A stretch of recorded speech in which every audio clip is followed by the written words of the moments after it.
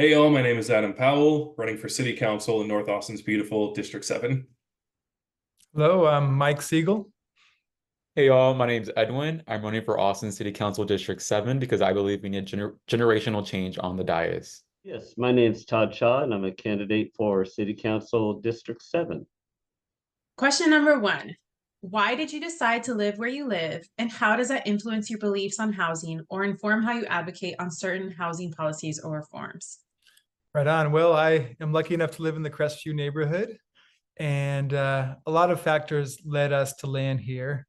My wife is a veterinarian, and she owns the Allendale Veterinary Clinic, which is about a mile away. And so when we moved to this part of town, we've lived in Brentwood, Allendale, and Crestview. It was focused on her job, being close to her job and a convenient place for her to live. There's also really nice public schools around here. My kids have gone to Brentwood Elementary. Now my daughter goes to Lamar Middle School, and those are all in a very close radius. These are good schools with active parent communities, and so that's also been a major factor for us here. I would also say it's just a nice part of town. There's amenities, there's bookstore, taco shops, places to eat. Crestview has like a nice little internal shopping center with a grocery store, a little deli, cafe. And so it's a nice place that's walkable, compact. There are tree-lined streets. So when you have to walk the dog, even in the summer, I've noticed it's 30 degrees cooler in the shade, so that's a big factor.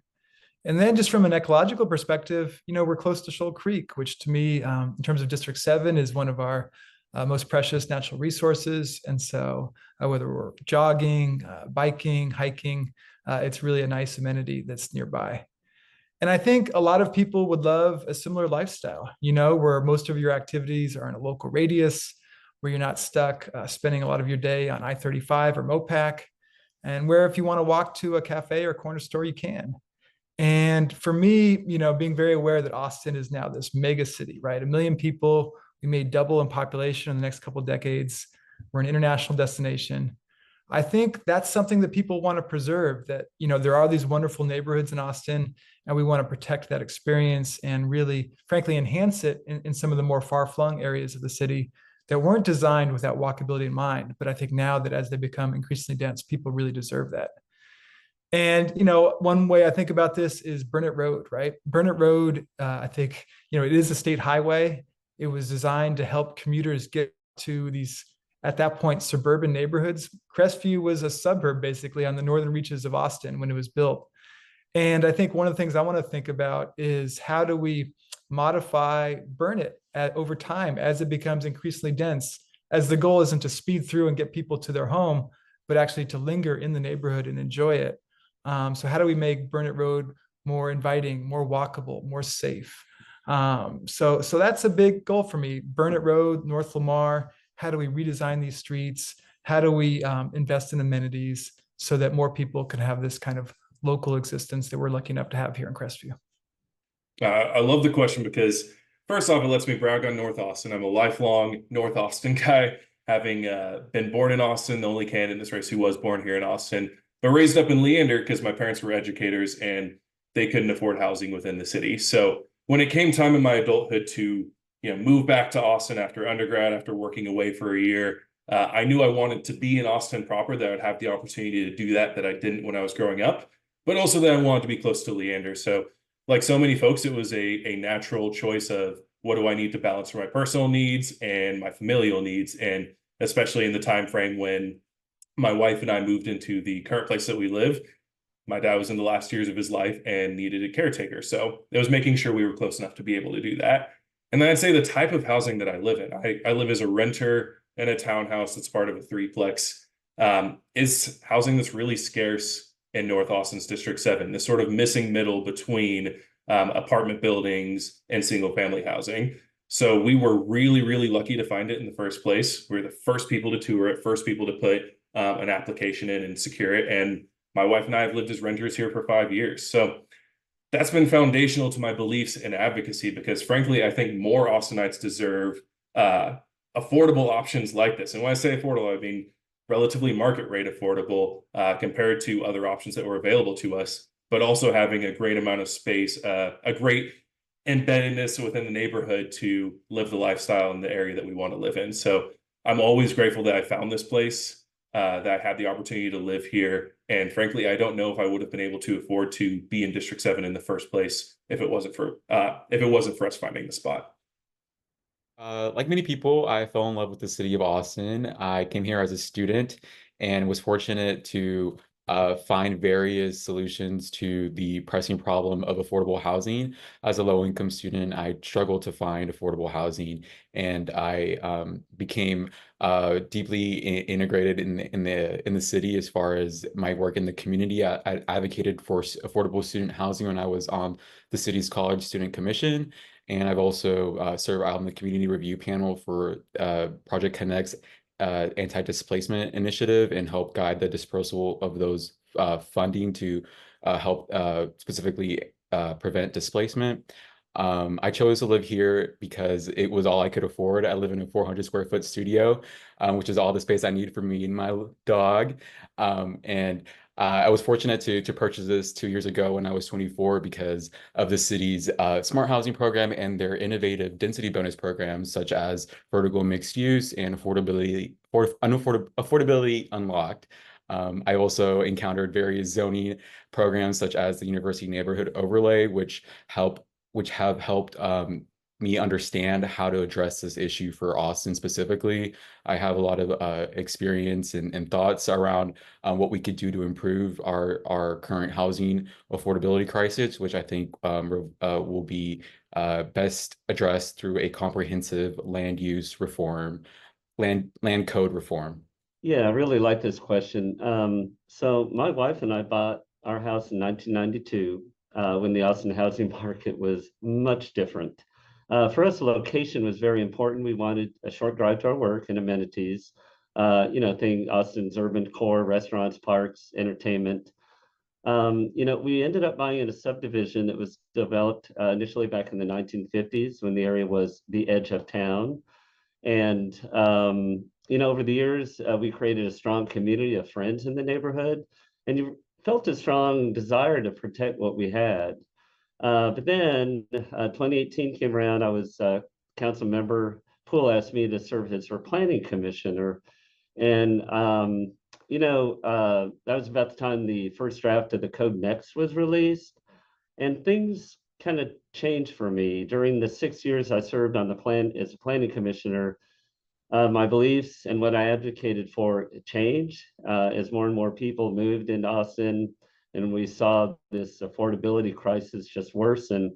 My views on the number of houses and the types of houses that I would support in my neighborhood have changed. The houses being built today are giant houses on large lots, which are not affordable to me or any of the kind of people that moved here previously, teachers, professors, small business owners, architects. Those were kind of the community, and these are $3-4 million homes now going up, and so it really doesn't kind of add to that kind of diversity, people of different incomes. It's really just they're very expensive houses. So on planning commission, you listen to other commissioners, and you're in public hearings and you hear kind of these struggles of people with this affordability crisis. So yes, living in the neighborhood, a heavy influence on me, but serving on the planning commission, I learned so much, and my beliefs have, changed over time. Question number 2. The District 7 incumbent, Councilmember Powell, was a champion of the Home Initiative, which was one of the most significant housing measures the city has passed since the city's land development code was established in the 1980s. Had you been in office at the time of its passage, would you have supported Home Phase 1 and 2? And if elected, will you advocate for any changes to Home? Absolutely. If I was in office, I would have supported this. And, as an individual, both before and during the campaign, I went and testified in favor of both phases, 3 times in support of Home Phase 1, 1 time in support of Home Phase 2, because, going back to the first question, I believe in having more of this type of housing, the type of housing that's just been a lifeline for my wife and I to exist here in District 7 in the first place with a relatively affordable option. And I think what's next is really tracking on the implementation of the policy, making sure that it's doing what we want it to do, particularly in regards to homeowners and smaller community-focused developers for them to build the type of housing and create the type of service through that housing that we want to see in the community. So that goes down to, you know, education of folks. That goes down to making sure that as the policy is coming through staff, that it is truly accomplishing what we want with the threeplexes, the duplexes, the minimum lot sizes. I think a good example of how we need to track on this is the preservation incentive that I think really got lost in the shuffle on the implementation side. This is something that had, you know, kind of disparate groups coming to the table that don't often agree on all of this housing policy, saying that they wanted this bonus to preserve existing structures. And it was disappointing to see that that got lost in the shuffle of phase one and phase two on the implementation side. And then in terms of actual changes to home, I'd say something that is inherent to home itself and minimum lot sizes is the subdivision process. And right now that process is frankly extremely onerous for, again, homeowners or smaller developers to be able to navigate. It takes a long time, it requires a lot of expertise, the fees that are involved in this, the financial investment. We need to make it easier for people to do what they want with their land and create housing units that are desperately needed in our community at the same time. So subdivision, highly tracking on that, implementation writ large. And yes, I absolutely did strongly support home initiative phase one and phase two. If I was on the dais, I would have been inclined to support home as it was amended. I think there was valid concerns from the community around the topic of gentrification, and I think that the council missed an opportunity by not listening more closely to the community and enacting a stronger anti-displacement and equity overlay. It's clear that from the city's or from the city's own data around where in the city that the home phase one is being implemented, that there's a clear concentration on the east and south side. So the concerns around this were valid, and I think there should have been more done to alleviate those concerns, such as strengthening our anti-displacement policies, which include the right to return, and also making sure that there's a one-for-one replacement in affordable housing developments if there is going to be a demolition of existing affordable housing. I think we also need to promote non-market housing such as cooperative housing, and also improve our community land trust and find ways to expand that model of housing, and also make sure that we continue to engage with the community. I think that's one of the things that it's clearly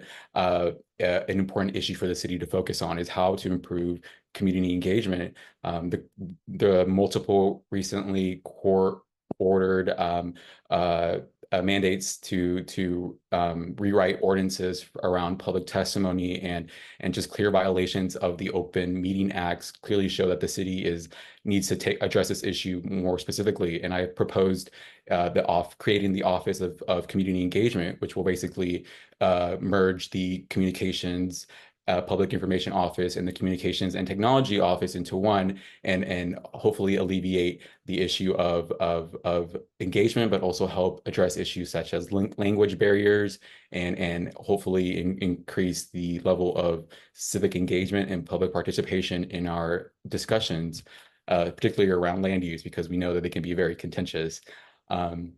And so in all, I think that there needs to be a deeper view in how we approach land use reform. But either way, we need to think of a more holistic view of addressing the issue and not focus on it in an incremental way.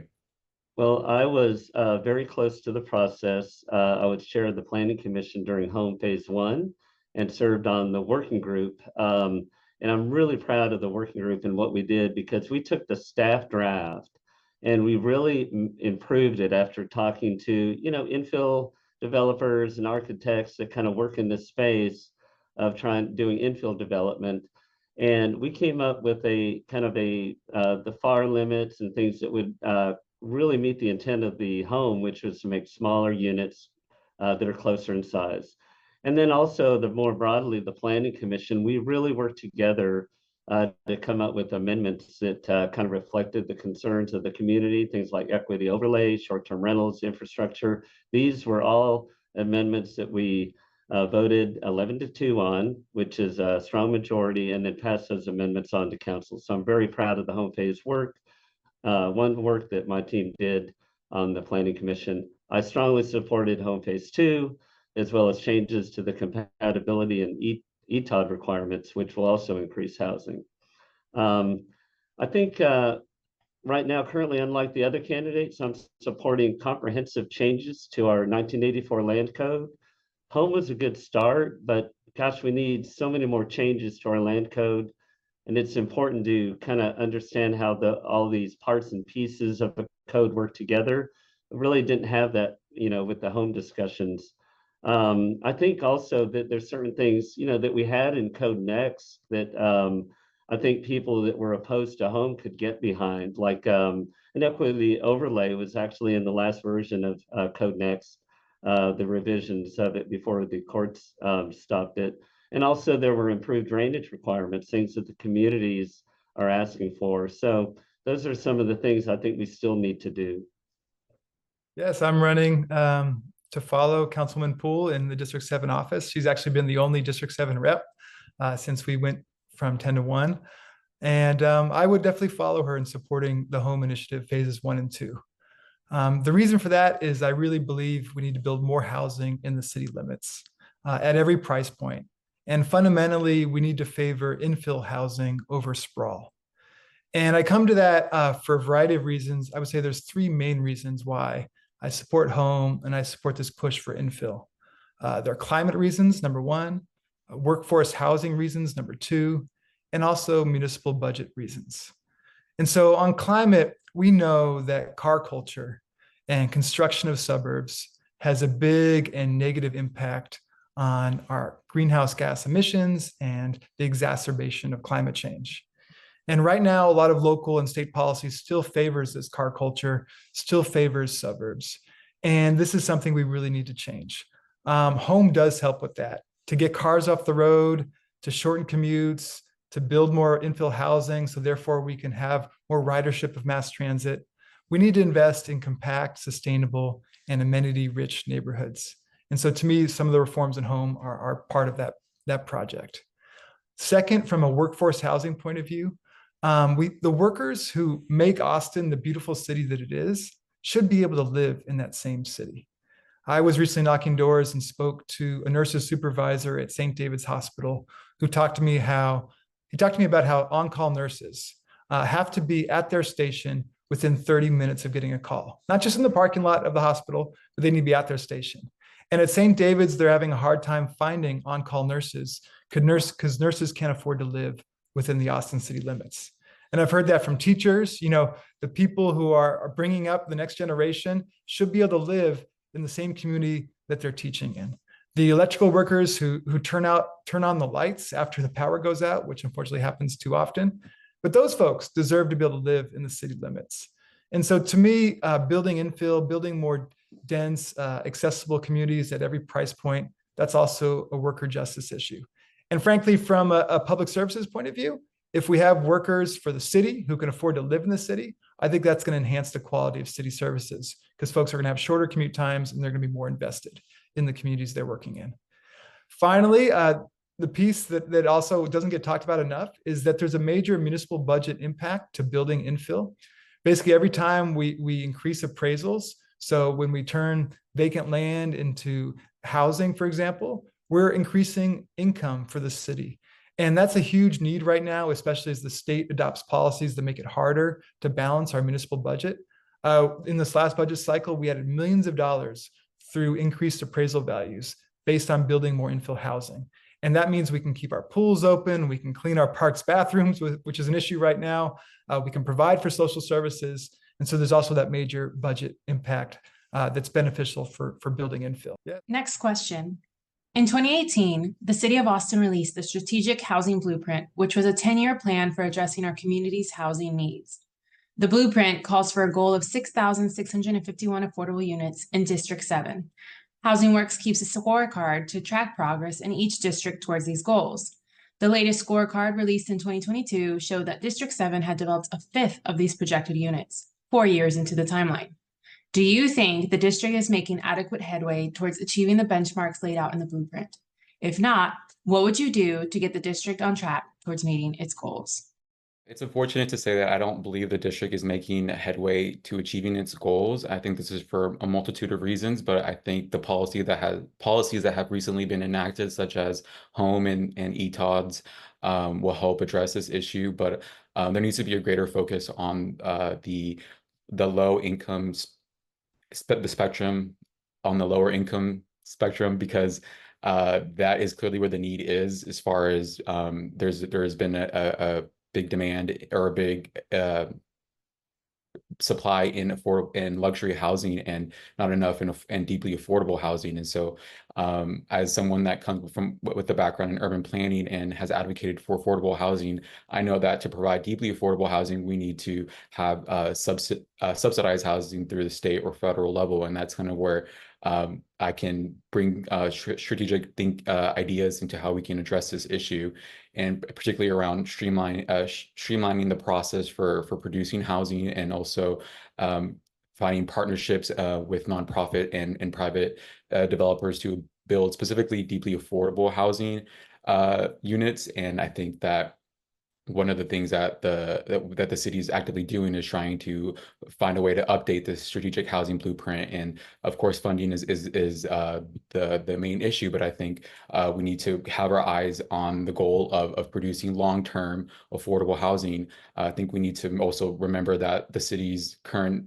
definition of affordable housing is typically smart housing, but that is only available for 40 years. So we need to find ways to extend that period so that it will last longer, but also find options that are perpetually affordable, such as non-market housing that will help deter land speculation, and hopefully mitigate the very real concerns around gentrification. The goals within the strategic housing blueprint, I actually point out in forums about how we're not meeting those goals. I love the tracking tool. It kind of shows for each district where we're short of the priorities. I guess the question, do you think the district is making adequate headway? Well, obviously not. We're not meeting the goals within District 7. I think we need to kind of change our tact. Obviously, I think council was looking at trying to come up with a better plan, but single family homes, again, to my point earlier, are just being replaced with even larger single family homes. So I think some of the home initiative, Affordability Unlocked, are going to help, but we do need to do more. So what do we need to do? I think if you look at the strategic housing blueprint in its original version, it said that a new land code was a priority for meeting our housing goals.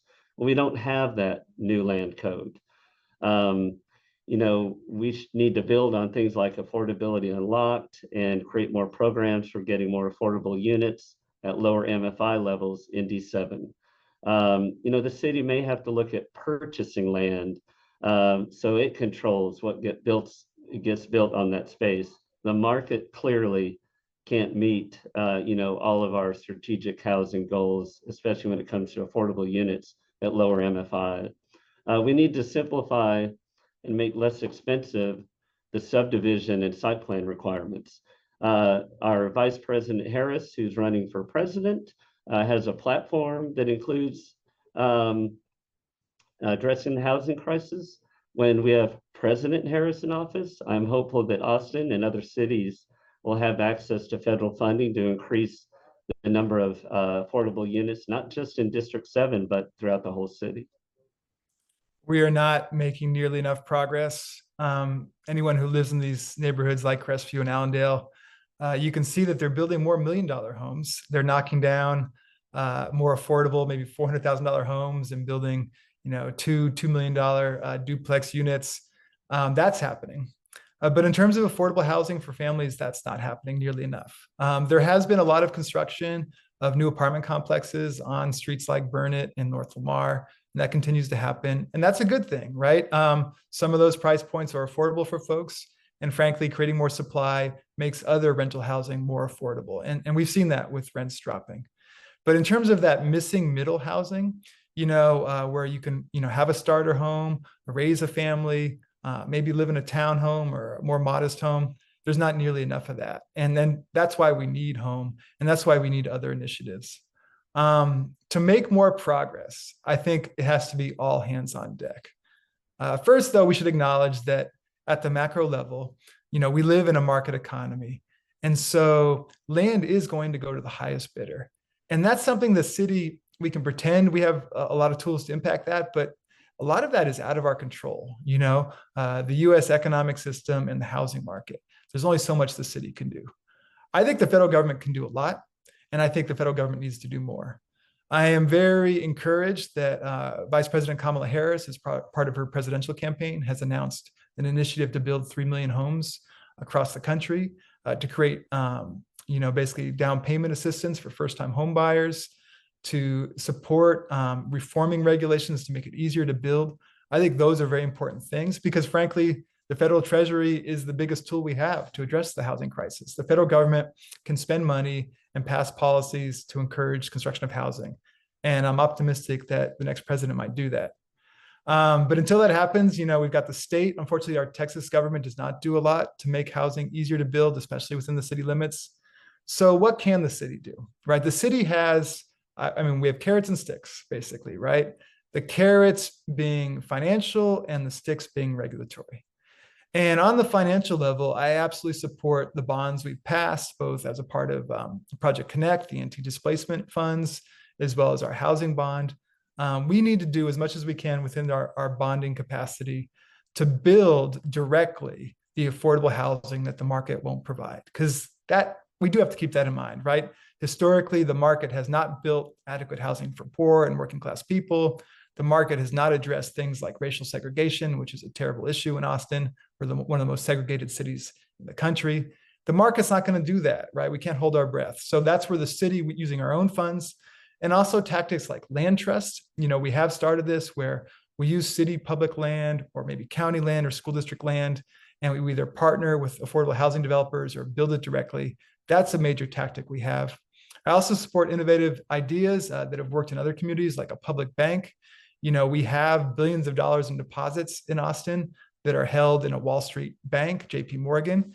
And theoretically, if we had a public bank, we could have additional lending programs that try to build the housing we need.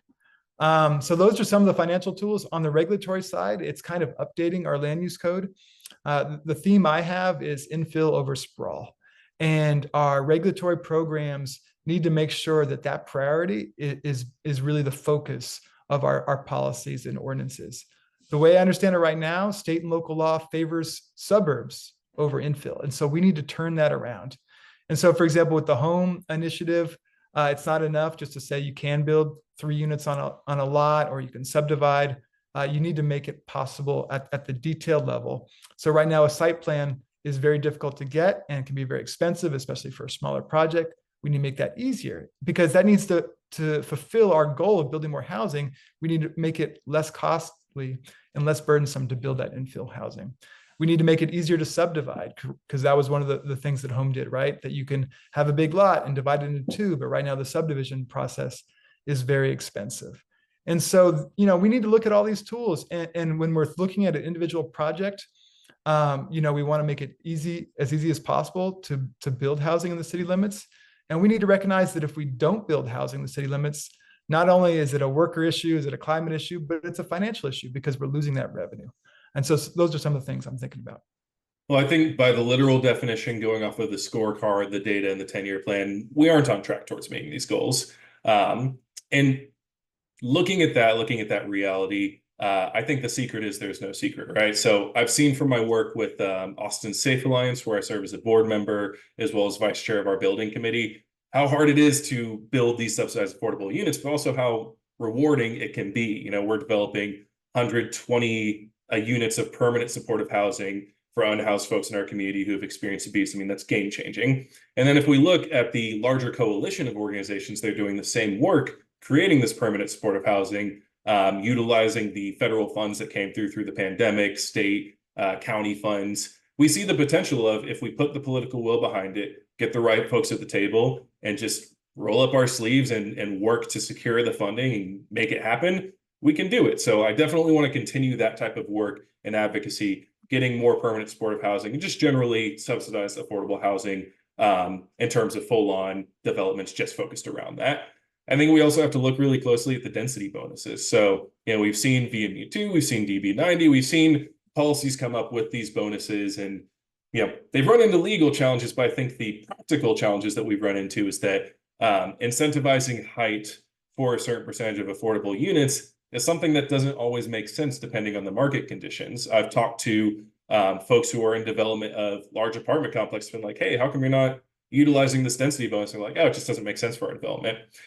We have to track and acknowledge the market conditions that influence that. And I'm personally interested in pursuing policy that's more malleable to that, policy that reacts to the market and is always trying to make it so that as much as possible, these density bonuses are being utilized, that we are creating the sort of low-hanging fruit of affordable units throughout the city, throughout District 7, whenever possible. So we need to keep pushing on that policy. And again, when it comes to permanent supportive housing, subsidized housing developments, the secret is there's no secret. I want to put political will and elbow grease into making sure that we secure that funding, making sure that we make the process of development for those projects as easy as possible at the city level, get those across the finish line for the folks that really need it. What unique housing issues does District 7 face, and how would you go about addressing them? So D7 is a very large district with very unique neighborhoods. But the one thing we share is this kind of spine of both the Burnett, a major transit corridor, Burnett Road that runs through almost all of the district, that is also adjacent to a very flood-prone Shoal Creek, the Shoal Creek watershed. Obviously, we need to put much more density along Burnett Road to support Project Connect and other transportation initiatives. And also it's important for getting federal funding. But I would also want to include requirements for improved drainage at the same time, which again, Code Next had provisions for making new developments, bring their drainage up to new standards based on the entire area of the property. So we could do things like that to alleviate the flooding risks along Burnett and in this surrounding neighborhoods. We also have a large population of unhoused, like a lot of communities in Austin, but I would support additional funding for rapid rehousing and permanent supportive housing in District 7. We do need that. And then, our strategic housing blueprint included goals for increasing housing in high opportunity areas. As I have said, the original single family homes are still being replaced with very large, unaffordable units in our district. We need to really streamline and lower the cost to build units under home and affordability unlocked to really build more units in these areas. I think overall, D7 issues are Austin issues. One of the things that I really think about is how we're a majority renter district, but so much of the public conversation about housing is about single family homeowners. And so we don't talk about renters much, but that's not just a district issue, that's a citywide issue. How can we help renters? One of the things that I have proposed as part of my climate platform and my campaign, I've really been focusing on this climate issue is very intersectional and definitely connects with housing and transportation. But how can we make housing more affordable for renters? And one way we can do that is through weatherization. Weatherization is when the city, we have some programs like this we can improve. But for example, the owner of a multifamily housing project, if the city provides a subsidy to create better insulation, to help renters have a lower utility bill, that's money in the pockets of working class people. So to me, I want to design programs citywide, but especially for District 7, that make it easier to live in the city, including being a renter and by keeping costs down. Two issues in particular for D7 that I'm focused on are public transportation and also amenities for neighborhoods. On public transit, we need Project Connect. Austin voters took really strong action to say we want a mass transit system, an effective public transit system in our city limits that includes light rail, that includes rapid bus, and we need to fight for that. And not just kind of the more modest initial goal of the Austin Transportation Project or Partnership, but all the way up to Crestview Station, even further to the North Lamar Bus Depot, even further to Runberg. because D7 could provide the ridership that we need to make Project Connect successful economically and making sure that it's being used as much as possible. And also with these bus lines, right? We need to convince middle-income people to ride the bus. So we need to make it more available. We need to have more frequent availability of routes. We'd also need to make sure it's safe and welcoming. I myself have had the chance to ride the bus, for example, both to downtown because it goes straight to City Hall from here, but also we can go to the soccer game at Q2 Stadium. We've got really great bus services in this community, but we need to improve them more. And that will be a part of making District 7 more livable in all directions, because this is really a fast growing district. I mean, we've got the Q2 soccer stadium, we've got the domain, there's a lot of economic development. There's increased density in the works in the so-called Burnett Gateway near the intersection of 183 and Mopac. There's going to be a lot more housing coming into D7. And so we need to build the infrastructure, including the public transit infrastructure, to make it more livable and pleasant. And then amenities, I guess, this is just an issue where I feel like there's kind of a divide, almost a tale of two districts in District 7. South of 183, you've got these older neighborhoods, more established, Allendale, Brentwood, Crestview, Shoal Creek, where you really do have very pleasant kind of possible, 5-minute neighborhoods, 15-minute communities where people, if you're at 45th and Burnett, you've got your Upper Crust Bakery, you've got the Greek grocery store, you've got nice restaurants like Picnic. Brentwood's got Brentwood Social House. Crestview has this, shopping center. There's like really nice walkable neighborhoods. And I don't see that as much when you go further north into District 7, the north of 183, up Metric, further away from the domain, like Lamplight Village, Gracie Woods, these kinds of neighborhoods, they've been a little bit forgotten by City Hall. And so I want to really invest in those neighborhoods so that they can have that same beautiful experience that we have down here, where you've got more tree-lined streets. We need to improve the tree canopy. We need to, incentivize and support local business and make it so more parts of town can have this pleasant experience where you don't have to get in your car and drive a long way to enjoy your breakfast on the weekend, things of that nature. I would say, aside from what I've mentioned throughout other questions of our need to build more missing middle housing to just kind of increase our housing stock in District 7 in the first place, another issue we face is that a lot of housing in District 7 is not near places where people want to go. A good example of this is a lot of the neighborhoods in the northern end of the district, the Walnut Creek area, have surprisingly good sidewalks, for instance, right? Maybe even some good bike infrastructure, schools within the community, parks within the community. But in terms of, third spaces, a coffee shop or a pub or something like that, not a lot of options other than getting in your car, going onto Palmer Lane or North Lamar, very fast roads or stroads, I would say, that aren't conducive to anything other than car travel. So I'm really interested in breaking down that divide between commercial and residential and finding ways for communities to have more commercial options, particularly community-focused third spaces within their neighborhood. So, and it goes into housing because I think people want to live near where they can access the things they want to do. I know that sounds super simple, but what that means from a policy perspective is we need to build communities like that. And especially when we're experiencing climate change, when we're experiencing kind of equity issues of car ownership, of being able to pay a car note, pay auto insurance, people with disabilities who can't drive a car at all, we have to acknowledge that we need to build communities that are easily maneuvered through without a car in the first place. And it's not just good sidewalks, it's not just good bike lanes, it's not just traffic calming measures, it's also making sure that housing is near places that people want to go. That's a huge focus of mine. Yeah, so District 7 is facing various issues right now that range from tensions between rapid development and the need to preserve our city's character. We are seeing significant disparities in housing affordability with pockets of wealth along areas of areas that are at risk of gentrification, but are also close to homelessness. I think that's something that we need to clearly address as soon as possible.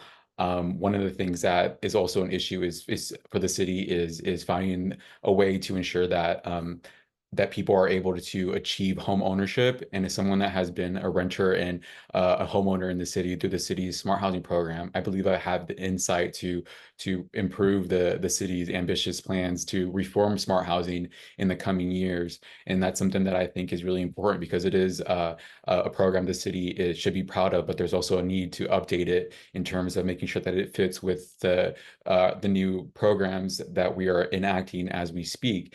And I think there also needs to be a greater focus on making sure that we have strong anti-displacement measures that will help mitigate land speculation, but ensure that our community has a voice in how our city is developed. I really think we need to push more on community engagement in the development process and ensure that residents have that ability to speak up. My campaign slogan is "Empower Progress, Fuel Austin's Future," and I really believe that my experience here in the city is a testament to its ability to empower people, and that's what I hope my campaign is able to do. And at the end of the day, is show that there is a possibility forward if you're able to work towards it. And I think that my campaign, if you take a chance to look at it, edwinfordistrict7.com, if you look at the advocacy tab, you'll see that I'm someone that's deeply integrated in our community. And if you look at the campaign platform website section, you will see that I have clear objectives for addressing numerous issues that our city is facing. And I hope that you will support me in November. And if there's anything I can do to address any concerns that you may see have missed, please let me know. And thank you so much for your time.